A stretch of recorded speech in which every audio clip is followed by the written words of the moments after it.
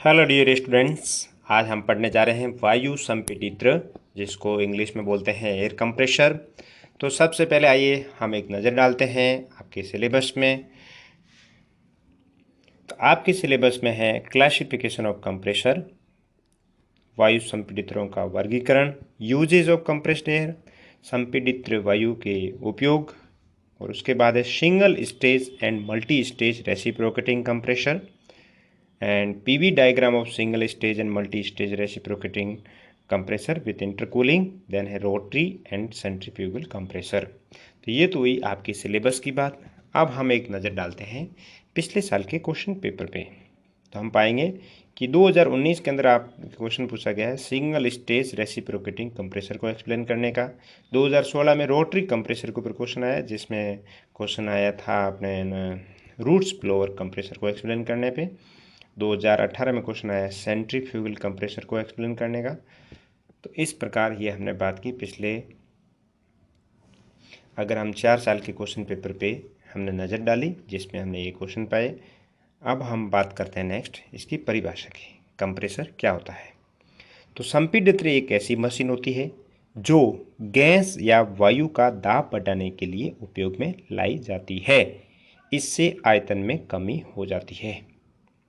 जैसा कि अपने पिछली क्लास में जो गैस टरबाइन पढ़ा था उसमें आपने देखा होगा कि जो वायु अपन काम में लेते हैं उसमें वर्किंग फ्लूइड के तौर पे जो वायुमंडल से आ रही थी, जिसको कंप्रेस करने के लिए हमें कंप्रेसर की मदद लेनी पड़ती है, और उसी कंप्रेसर को हम यहाँ डिटेल में पढ़ने जा रहे हैं। तो यही इसकी परिभाषा है कि संपीड़ित्र एक ऐसी मशीन है जो किसी गैस या वायु का दाब बढ़ाने के काम आती है। तो जो वायुमंडल से दाब उसमें प्रवेश करती है उसको वो कंप्रेस करके हाई प्रेशराइज कर देता है, और उसके बाद वो कंबसन चैम्बर में जाती है। और जब प्रेशर बढ़ता है तो इसका जो आयतन है वो कम हो जाता है। ये तो होगी इसकी परिभाषा की बात। नेक्स्ट है इसका वर्गीकरण। तो मुख्यतया वायु संपीड़ित्र को छल भागों के आधार पर निम्न श्रेणियों में बांटा जा सकता है। छल भाग मतलब जो मूविंग पार्ट्स होते हैं कंप्रेसर के अंदर, उसके अकॉर्डिंग इसको दो भागों में बांटा जाता है। एक प्रत्यागामी वायु संपीड़ित्र रेसिप्रोकेटिंग एयर कंप्रेसर, दूसरा है घूर्णी वायु संपीड़ित्र रोटरी एयर कंप्रेसर।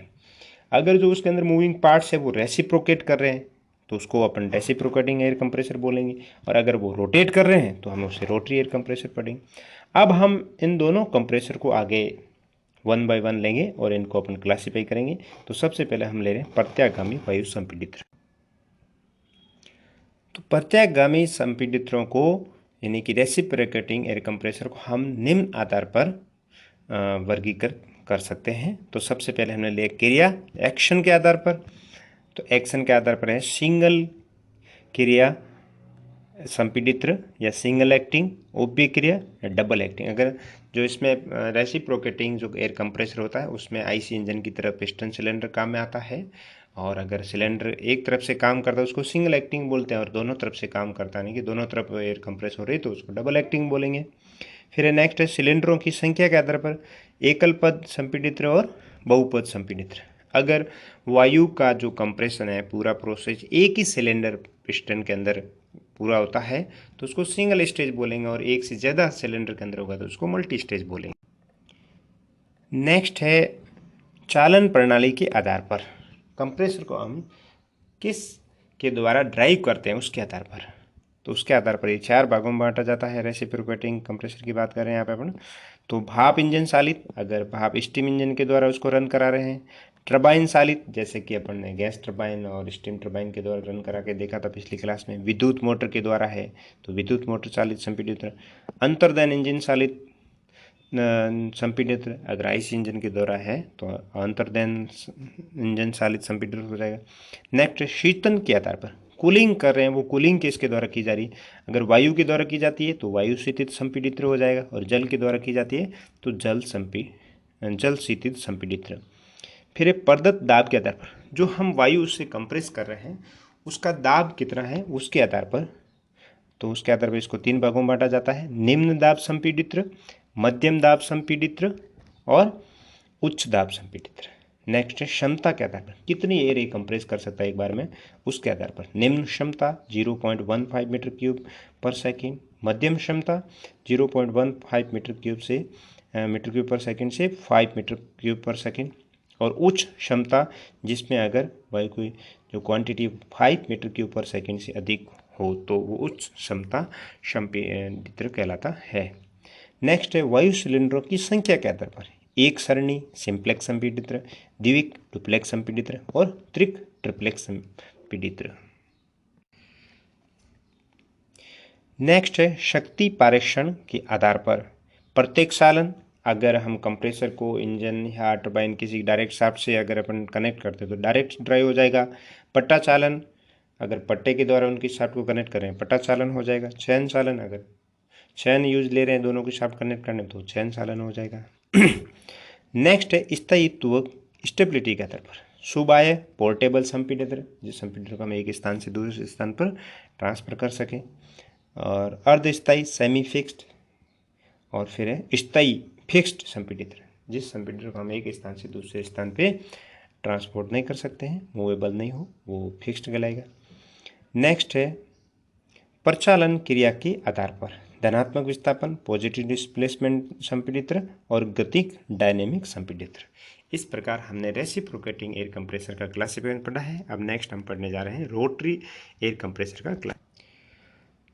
तो जो घूर्णी संपीड़ित्र है या रोटरी एयर कंप्रेसर है उसको निम्न प्रकार से वर्गीकृत किया जा सकता है। इससे मुख्य रूप से दो प्रकार का होता है, पॉजिटिव डिस्प्लेसमेंट कंप्रेसर और डायनेमिक कंप्रेसर।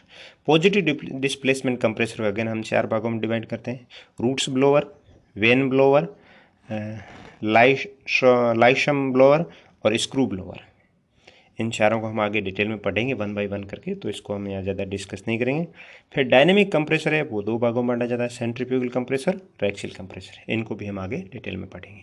तो इस प्रकार हमने कंप्रेसर का वर्गीकरण पढ़ा है। कंप्रेसर मुख्य रूप से 2 प्रकार का होता है, रेसिप्रोकेटिंग एयर कंप्रेसर जिसको हमने आगे डिटेल में पढ़ा क्लासिफिकेशन, फिर हमने पढ़ा रोटरी एयर कंप्रेसर जिसका ये क्लासिफिकेशन है। तो अगर आपको कंप्रेसर का पूछे तो मुख्य रूप से 2 प्रकार के होते हैं, रेसिप्रोकेटिंग और रोटरी एयर कंप्रेसर। अब हम नेक्स्ट बात करते हैं उच्च दाब वायु के उपयोग। कंप्रेस्ड एयर के क्या क्या उपयोग है, कहाँ कहाँ ये काम आती है, तो इसके निम्नलिखित प्रमुख उपयोग है। वायु चलित ड्रिल, रिवेटर और हथौड़े आदि उपकरण, इन उपकरणों को चलाने में काम आती है। जैसे ड्रिल मशीन आपने देखी है, रिवेटर जो रिवेटिंग आपने ड्राइंग शीट में बनाया होगा तो उन रिवेट को ठोकने के लिए, और हथौड़े आदि इन चलाने के काम आती है। नेक्स्ट है क्रेन लिफ्ट, क्रेन और लिफ्ट में भी ये काम आती है। खनन कार्य हेतु विशेष उपकरण होते हैं उनमें ये काम आती है। वाहनों के टायरों में वायु बढ़ने में, ये तो विशेष रूप से आप सब जानते ही हो। डीजल इंजनों में ईंधन अंतर्क्षेपण हेतु, अंतर्दहन इंजनों की अभिभरण सुपर चार्जिंग हेतु, धमन भट्टियों बॉयलरों आदि में ईंधन दहन हेतु। बॉयलर के बारे में जब हमने पढ़ा है तो उसमें आपने देखा होगा जो ईंधन का दहन होता है वायु की प्रेजेंस में होता है वहाँ पे। फिर है गैस टर्बाइनों वायुयानों में, गैस टर्बाइन में भी हमने देखा है कि को कंप्रेस करके हम कंपन चैम्बर में भेजते हैं जहाँ फ्यूल इसकी प्रेजेंस में बर्न होता है। वायुयानों में वातानुकूलन हेतु, बड़े भवनों के शीतन हेतु, शून्यत ईंधन सीमेंट राख आदि के वाहक के रूप में, जो ये सीमेंट होती है राख होती है इनको वाहक एक ट्रांसपोर्ट करने के काम आती है। फुहार लेपन हेतु, स्प्रे पेंटिंग जो आजकल ज़्यादा प्रचलन में है उसमें भी ये कंप्रेस्ड एयर काम आती है। बड़े डीजल इंजनों को चालू करने हेतु, रेलों वाहनों आदि में ब्रेक लगाने हेतु, तो रेल है वाहन है उनमें एयर ब्रेक काम आते हैं तो उन एयर ब्रेक में कंप्रेस्ड एयर काम आती है।